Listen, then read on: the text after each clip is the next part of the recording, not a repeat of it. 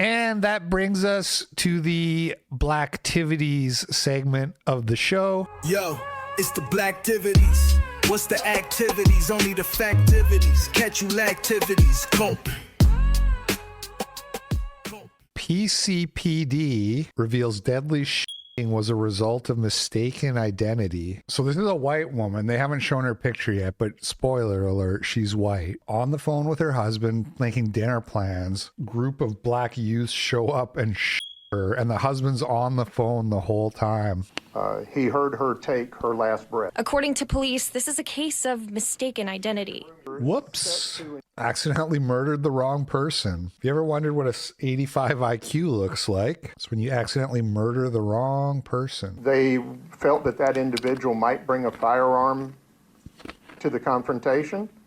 And so Sutton brought a gun to the confrontation and chose to just immediately approach a vehicle that he assumed was occupied by the individual that they were beefing with, and fired multiple rounds into that vehicle. Police arrested 2 teens for murder, 16-year-old Uriah Armstead and 18-year-old Davion Sutton. According to police, the pair met while serving time for other crimes. They say it was Sutton who fired the shots. I believe 11 days ago from today, he entered the realm of probation after serving a short stint of 3 years in the Department of Correction for 3 counts of attempted murder. Pause. 3 counts of attempted murder. 3 years in jail for 3 counts of attempted murder. You try to kill somebody, that's 1 year in jail? Okay. He gets out of jail. 11 days later, murders an innocent white woman because he thinks that the car belongs to some other guy that he's beefing with. 11 days out of jail. Armstead's mother, 33-year-old Kamala Armstead, was also arrested in connection to the murder.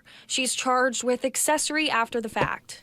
She knew what her son and the Davion Sutton had done, and she assisted in the destruction of evidence as well as helping to hide and conceal the fact that the crime had occurred. And the mom tries to help him cover up the crime and get away with an innocent woman. This is the difference between white people and black people. That Tyler Robinson's dad immediately turned his son in. It's the Blacktivities. Man charged in deadly Mattapan stabbing had prior case dropped. Direct result of a shortage of criminal defense lawyers willing to accept court appointments. The man accused in stabbing and killing a 29-year-old in Mattapan on Saturday night appeared in court for his arraignment. Our Mary Marcos is joining us live tonight from Dorchester. Mary, good evening. Prosecutors said the suspect had a prior case that had to be dropped. Explain that to us tonight. Well, guys, look, legal experts say this murder could have been prevented, and if the ongoing shortage of lawyers continues, it might not be the last. A Boston man freed with no lawyer in sight, back in court weeks later, accused of stabbing someone he knew to death. Look at these eyes. Look at these eyes. So he got charged with something. They haven't said what yet before he did the stabbing. They couldn't find a public attorney for him, so they just dropped the charges. Yeah, I think this is, in fact, the worst possible outcome. Javon Robinson mouthed messages to someone as he faced a judge for 2 cases out of Dorchester District Court Monday. The defendant is seen on video tossing a knife into a sewer after another party an individual outside of a Dunkin' Donuts. So his first crime was hiding the murder weapon. Dunkin' Donuts, dude. So he's at Dunkin' Donuts with a friend. His friend stabs somebody and he hides the murder weapon. He gets arrested and charged, and then they can't find a public attorney and they just drop the charges. That's so up, dude. This was like a month ago. Meanwhile, I get sued. I file a motion to dismiss, and it'll be 3 years in March that I'm waiting for the judge to rule on my motion to dismiss in my lawsuit. It's the Blacktivities. This happened in Lacey, which is very close to where I live, and there's not that many black people around here. So these black guys, I guess, shut up a house and killed 2 white teens, and it was the wrong house. Okay? So think about that. People who live in normal areas where there could be black ops or whatever the fuck, You could just be living your life and you get shot up and murdered. This community hasn't recovered. That's a bullet hole. Lucia Grimm still has holes from a 9mm in the side of her house. They went into her husband's bedroom. Yeah, he's sleeping. Early last Friday, 2 teenagers were gunned down in a drive-by in a nearby intersection. Detectives say someone fired 26 rounds, killing 16-year-old Alex Borgen and his 17-year-old brother, Devin. 2 white teachers gunned down because 2 shot up the wrong house. Lacey police say a 20-year-old man who we are not identifying. Dude, Washington is the most cucked state. I wonder what race he is. Detectives say the brothers were walking down College Street after visiting with a girlfriend. The suspect says as the brothers passed his home, he saw them, quote, mess with the Bel Air neighborhood sign out front. The suspect told investigators someone had his home last month, and he mistakenly believed one of the brothers was responsible. My kids are very good boys. During the suspect's first court appearance, he heard from the mother of the victim. Nobody deserves to get blasted. My son Devin had all A's in school. He went to church. My son Alex just changed his life, had all A's, was doing good. The allegations are the most serious offenses in our state. Judge John Skinder ordered the man held without bail. You killed 2 innocent boys. I hope you sleep at night with that. The suspect told investigators that he was the passenger in this car at the time of the drive-by shooting. So what about the driver? Well, we asked Lacey police if more arrests could be coming, and a spokesperson told us, quote, efforts to hold all individuals responsible are underway. Joyce. And then what about that 20-year-old? Does that person have a criminal history? I wonder what race the driver was. Well, in February, he was arrested at his home. Krista Chase sent $5. It's the murdered by a black lottery. Guaranteed winners every day. It's what it Sometimes is. Multiple winners per day. Valid in all states. Enter now by simply being white and living your life. You don't even have to do nothing. Black people win the ghetto lottery when one of their thug relatives gets killed by the police while committing crimes or whatever, and then they sue the city and get $80 million. Meanwhile, white people just get murdered and they don't even get the $1 million. They just get to watch their loved ones die for no reason, for just being in the wrong place at the wrong time. For allegedly pointing a gun at the mother of his child. He wasn't supposed to have any guns, and that came up today in court, the fact that he had not only a 9mm allegedly, but that it had been altered to make it fully automatic. So that was something that was brought up to suggest that he would be. We should ban guns. I have a great idea. What if we made guns illegal? Oh, wait, he wasn't allowed to have a gun? And the judge said he will not be releasing him anytime soon. It's the Blacktivities. Cold case breakthrough. Beaufort man charged with 1987 murder of Margit G. Schuller. So this guy got away with murder for 13 plus 25, 38 years. Authorities arrest a suspect in the 1987 killing of Margit Schuller. She was found shot in the laundry room of the Palmetto Apartments near Burton. Deputies say 76-year-old Cortez Lake is charged with murder. He would have been 38 years old at the time of the killing. The sheriff's office says Schuller's 12-year-old daughter found her lying in a pool of blood after realizing her mother hadn't come back from doing laundry. According to detectives, a break in the case came after evidence collected at the scene matched a DNA profile entered into CODIS in 1999. We're very, very proud and very, very happy that our Beaufort County Sheriff's Office DNA lab has been able. Anytime I mention my 23andMe, people are always like, you gave your DNA to the Jews or whatever. And it's like, well, you know what? If we had everybody's DNA, do you know how much easier it would be to catch criminals? You know? I get the principled argument for privacy against government surveillance. I get it. But at the same time, I'm like, I don't know, man, maybe there should be CCTV cameras everywhere and maybe everybody's DNA should be in a database so that it's like really easy to figure out who committed murders. I know that's not going to be popular, but as I've already said, I'm the Patriot Act's #1 fan. Kidding. Don't get mad at me. Able to come through again Just playing and devil's provide us advocate the here. evidence that we need to move forward in some of these investigations. Cold case investigator Major Bob Bromage is. Yeah, alternatively, we could just live in a white ethno-utopia. It's the Blacktivities. Las Vegas man says he slept with stepmom for years before father's murder. Bro, this guy killed his dad so that he could, marry his dad's wife? Sordid. Good evening. Dramatic testimony from the husband of a woman accused of Please tell me the dad wasn't white. decapitating the father of her children. Thanks for joining. Decapitating. Yes, at 6, I'm Denise Valdez. And I'm Brian Loftus. That man is also the murder victim's son. 8 News Now investigator David Charnes covering this case. David, now day 2 of this murder trial. And Brian, Denise, one day after Devin Michaels' attorney told the jury her husband, who is also essentially her stepson, killed and decapitated that victim, he told the jury he is not involved in this at all. Michaels is on trial for the 2023 murder of Jonathan Willett, the father of her 2 children. One of his children is Devier Willett, who told the jury he became sexually involved with Michaels when he was 19, and they later got married.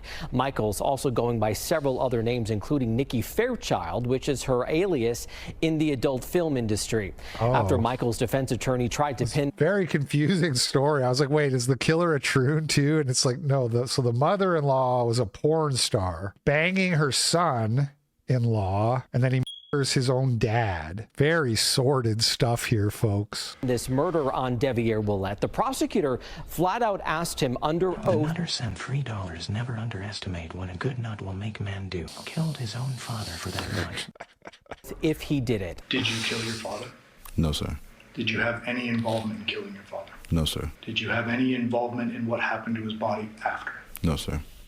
Devier Willett telling that jury that before his father's death, his father had actually recently just learned that he had married Michaels. I keep saying how life is like an MDE sketch. This is like a really dark MDE sketch. This is like a Kalergi nightmare. This is like a degenerate Kalergi nightmare story. He was getting kicked out of the house. Michael's attorney tried to show the jury Willett resented his father, suggesting that the way he described their relationship to a grand jury and to police was all a lie. And you've lied to him about the relationship that you have with your wife, and you've lied to him about the living arrangement where you're getting kicked out by your father, correct? He's moving you out. Yes, sir, because I didn't know what exactly had happened. Devier Willett telling the jury he didn't actually remember much from the time of his father's murder because he says he was drinking heavily, but that he resented Michaels after her arrest. He said he hasn't talked to her since and he wants a divorce. Now, he, of course, not facing any charges. This is her trial. Prosecutors say there was no cell phone or video evidence connecting Devier Willett to this case at all. Meantime, Henderson police testifying today about their investigation, including their search for Jonathan Willett's. She did it? This story, yeah, that's my bad, guys. That's my bad. I just couldn't follow it. I need like the retard breakdown of what actually happened in this. Okay, the porn star did it. Did they say how she beheaded him? I was just so in shock at how sordid the whole thing is. I couldn't follow along. And wide for his head, but they never recovered that or the murder weapon. Never recovered his head. Head missing. What did she do with the head, you guys? This is a movie. This is at least a made-for-TV movie, okay? She did it for EBT payments? No way. Did they say that? I missed that too. Damn, I gotta pay attention better. I'm sorry, you guys. It's the Blacktivities. Chicago serial puncher charged with 2 more felonies for June attacks. I did, and she says she's relieved that it seems he's actually staying in custody this time. He was already here in jail when police announced he's facing 2 additional felony counts of aggravated battery in a public place. 32-year-old William Livingston has been in custody since August when prosecutors say he knocked a woman out as she was walking in the loop. Police say the latest charges involve Livingston striking 2 different women on June 12th in Lincoln Park. Any day he's off is a good day. And Kurz is one of those victims. She identified Livingston to police in a lineup after she says he punched her back in June as she was walking along Clark Street. It does stir up a lot of big feelings, a lot of kind of free-floating anxiety, fear, that feeling of being so scared back in June. Kurz suffered from a neck injury and a concussion after being hit by Livingston. It could have been so much worse. Crazy how it's all white women, you know? When you really look at the patterns of these random acts of violence, they're not so random. Chicago found Livingston's been arrested 20 times dating back to 2012. At least 3 of those arrests involve him randomly striking women that were simply walking down the street. Kurz hopes the latest charges are enough to keep him behind bars. It's the Blacktivities. LAPD identifies singer David as suspect in Celeste Rivas. Okay, so we have talked about this story. It's kind of a big story because this guy's got like millions of YouTube subs. He's a celebrity musician. Never heard of him before this story. But everybody knows he killed this girl that he was dating, stuck her body in like the trunk of his Prius or whatever it was, and then he left it in a junkyard, which is like, if you've watched like movies, that's how you get rid of a body. But I don't think you're supposed to use your own car though. Her body was found like a long time ago, and this guy's just been out doing his thing, touring and everything, and everybody knows he murdered this girl. So they've announced officially he is a suspect. Celeste Rivas, she's the 15-year-old girl whose body was found in the front trunk of a Tesla that belongs to the pop singer David. Yeah, you know, police say they now consider the singer a suspect in her death and say they have better information about when she may have died. As we've been reporting, LAPD detectives from the Robbery Homicide Division have been working this case intensely ever since a body had been found by workers in a tow yard back in September.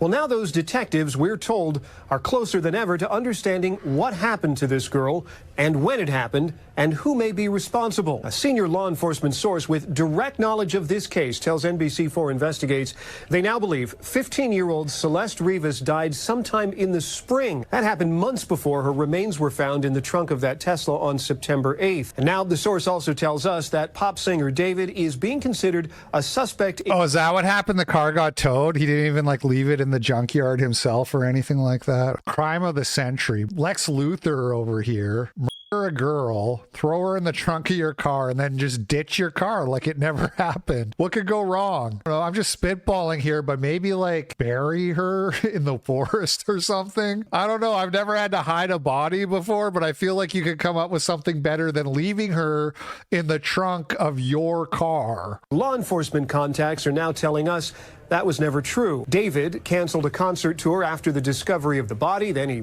moved out of a rental house in the Hollywood Hills and has been staying in Texas.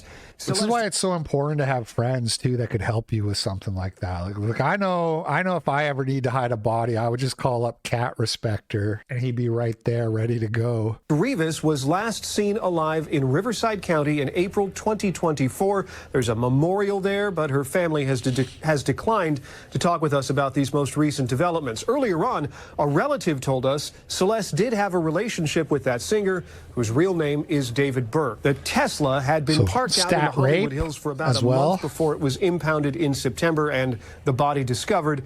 Our law enforcement contacts also say they now have reason to believe another person helped with the disposal and concealment of Celeste Rivas's body, but so far they haven't told us if that person has been identified. I'm investigative reporter Eric Leonard, NBC4 News. Let's get this guy off the streets. Let's get this killer pedo off the streets. I'm just spitballing, but maybe we should arrest that guy. It's the Blacktivities. Bond denied for man accused of shooting, killing girlfriend. He shot and killed his girlfriend in Port St. John on Sunday. We do want to get his mugshot back up on your screen right now. Who you are looking at is 23-year-old Tyja Bellinger. He is facing 1 count of first-degree premeditated murder. He allegedly shot and killed his girlfriend, Lendy Lakeman, on Sunday on Carlo Avenue. Deputies say he ran away to a relative's house on Dallas Avenue and was found the same day in Port St. John. He will stay sitting in jail for this alleged crime. I'm going to leave the bond as set at none. Your next court date's going to be December 11th at 8 a.m. in front of Judge Silverman for arraignment. Good luck, sir. Please stay in contact with your attorney. So they don't show the girlfriend in that clip, but there she is right there. Old Wendy, the white girl. It's the Blacktivities. Family and friends remember woman killed in Putnam Co. Dollar General stabbing. On Friday, November 14th, Stephanie Niles lost one of her closest friends, 36-year-old Cheyenne Castins. I actually met Cheyenne when we were around 10 years old. We were friends from that day on. She was my best friend. She was like my sister. The Putnam County Sheriff's Office explains the suspect, 54-year-old Lamar Beasley, and the victim, Cheyenne Castins, were both in Dollar General in Fruitland Friday afternoon. Authorities say there is no known connection between the two. When the victim was outside by her car, authorities say the suspect attacked her and stabbed her. I talked with the victim's aunt, Cheyenne Ramsey. There's just no she rhyme declined to be or on reason. camera, she gave us a statement saying, "I'm in disbelief, shock, and heartbroken. I'm glad they caught the man who murdered my niece. No one should have to go through the pain we endured from this man taking her from us. This is a nightmare we can't wake up from." She did not deserve that. She was so sweet and kind and willing to help anyone. Just stabbed in the parking lot. Why? What happened? She look at him wrong? She made eye contact? Did she say the word of power? We'll never know. It's the Blacktivities. Missouri veteran Tony Barron killed while helping domestic violence victim. 39-year-old Iraq War veteran Tony Barron died Wednesday after trying to help a woman who was being assaulted near his apartment. The woman's attacker shot and killed him. Friends remember him as a proud father of two, serving with the 101st Airborne Division, the Screaming Eagles. He struggled with PTSD and addiction, but 3 days ago he completed Johnson County, Missouri Recovery Court, sober for 14 months. His eyes were set on ministry, shored up by the words he posted online from his King James Bible. "Lord, make me known mine end and the measure of my days, days that ended here." When I seen it, I couldn't believe it. And it really hurt me. It had me crying. I had to cry on that, but he was a good guy. I hate to see that happen. Krista Tatchell, KMBC 9 News.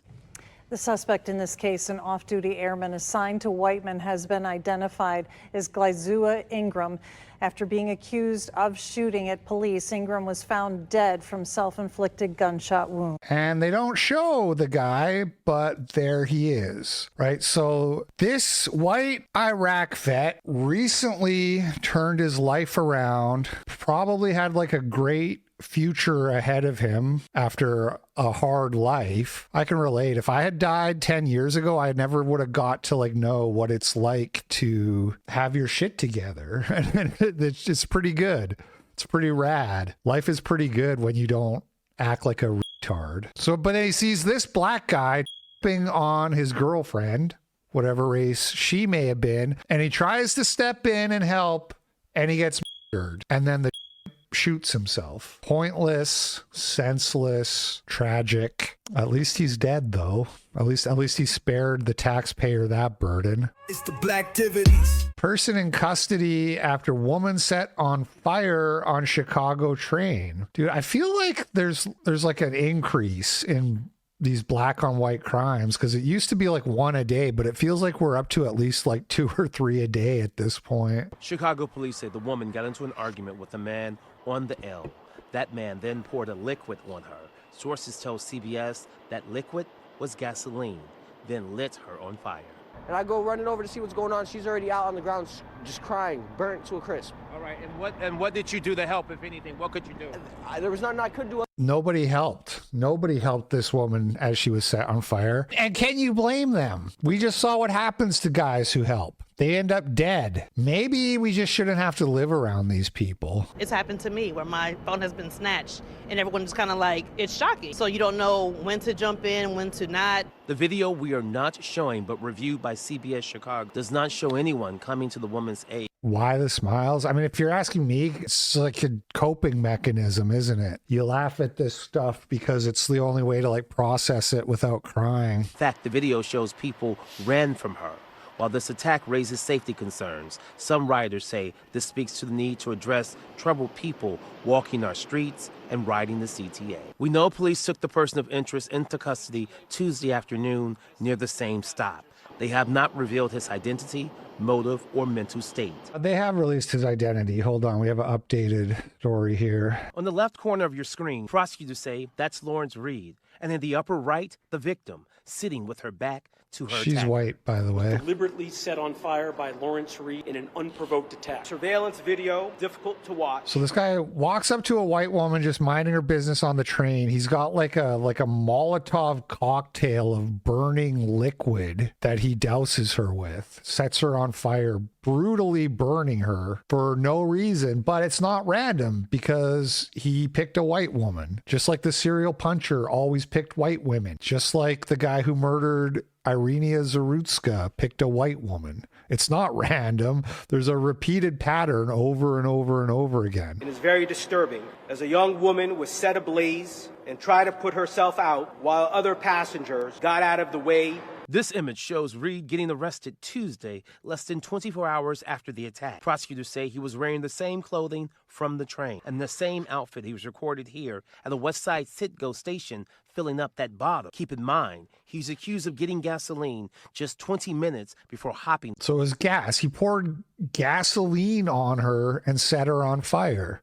Must be a Nelson Mandela fan. Train. Lawrence Reed had no business being on the streets. In court Wednesday, Reed stepped before a judge handcuffed. Now, despite wearing a spit mouthguard, he made countless outbursts in court. He repeatedly shouted, "I plead guilty," insisting, "I'll be my own attorney," even telling the judge and attorneys, "Don't talk to me." At one point, he drowned out the court in screams, then demanded to know, "What are my charges?" When the U.S. attorney read the charges of terrorist attack against a mass transportation system, Reed yelled, "Terrorism? Is that my charge? How is that my charge?" They hardly ever use that. And you do wonder what made them decide. I don't know if they're going to explain, but it does seem kind of random. Having said that, random violence really is terrorism. If you just get violently assaulted, much less burnt alive, how can that not be terrorism by nature? The idea that terrorism has to have some kind of rational political motive is sort of dubious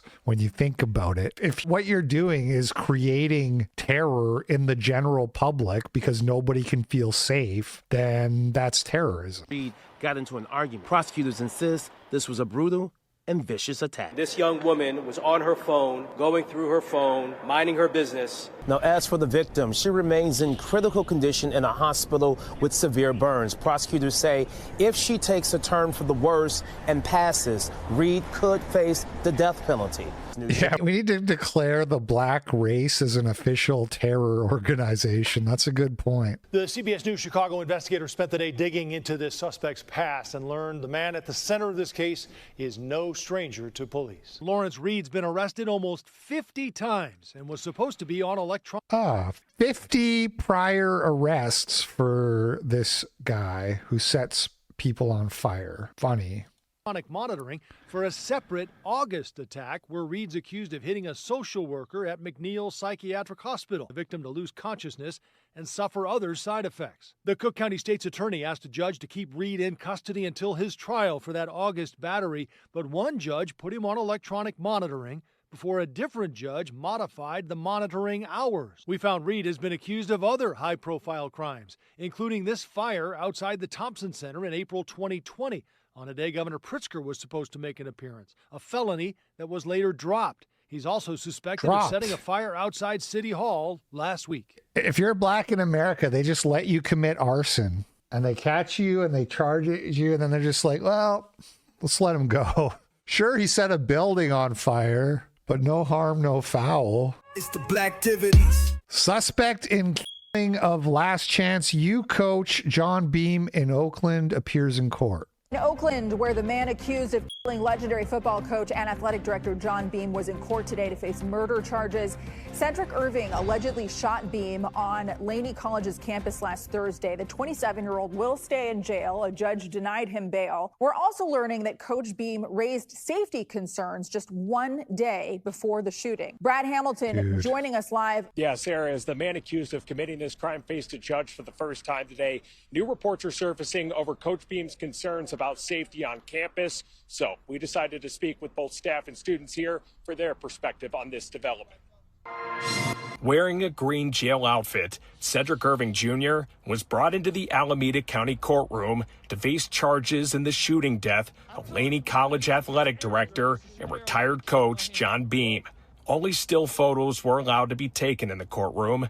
The 27-year-old suspect did not enter a plea to the murder charge with a gun enhancement that has him facing 50 years to life in prison if convicted. As Irving stood quietly in the courtroom, family members of Coach Beam watched from the gallery, alongside former football players, as well as NFL running back and Oakland native Marshawn Lynch. At Laney College, security remained highly visible. Amid reports, Coach Beam had raised concerns over security at the field house, the same location where police say he was shot last Thursday in a targeted attack. The San Francisco Standard reported that Coach Beam had spoke at a community forum a day before the shooting about how he felt the campus was less safe after the Peralta Community College District ended its contract with the Alameda County Sheriff's Office to provide armed deputies back in 2020.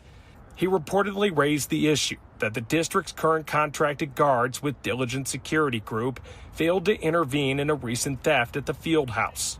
Have you ever seen security like this? What was it like before? No. Former Laney football player David Gross says that when he heard how this crime was carried out, he simply couldn't believe it. For sure, because there's no way some random dude that's not even a student here able to walk in that field house right there, shoot somebody, and damn near get away without even getting caught until he got caught, what, at Stanley? Why did he do it? I keep zoning out thinking about shit. Do they say? Let me ask my best friend. Hey, Grok, why did that guy kill Coach John Beam? Why did he shoot him? Man, that's awful.